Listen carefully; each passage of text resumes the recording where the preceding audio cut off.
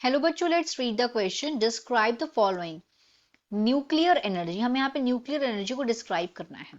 Nuclear energy is a form of energy released from the nucleus, the core of atoms made up of protons and neutrons.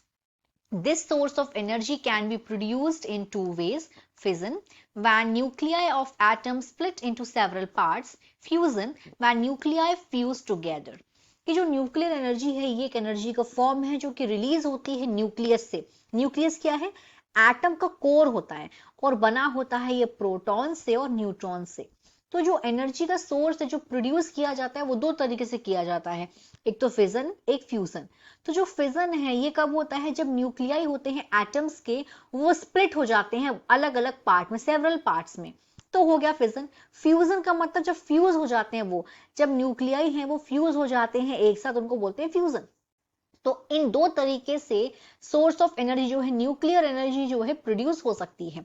अब जो nuclear energy है ये energy का form है, कहां से हो रहा है? न्यूक्लियस से हो रहा है। अब जो एनर्जी स्टोर होती है न्यूक्लियर में, किसके किसके होती है? जैसे कि रेडियो एक्टिव एलिमेंट्स हो गए, जैसे कि यूरेनियम हो गया, थोरियम हो गया।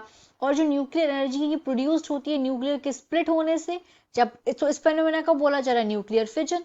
और न्यूक्लियर फिजन में क्या होता है? ट्रिमेंडियस अमाउंट ऑफ एनर्जी और लाइट एनर्जी जो है वो क्या होती है? रिलीज होती है न्यूक्लियर एनर्जी में। और जो न्यूक्लियर एनर्जी है यहाँ पे क्या होता है? बहुत कम अमाउंट ऑफ वेस्ट जनरेट होता है और ये इजी टू मैनेज होती है और कभी किसी को हर्ट नहीं करती है और बहुत कम कॉस्ट में बनती है। जब इसको बिल्ड, जब क्या होता है, ये बहुत लो कॉस्ट है।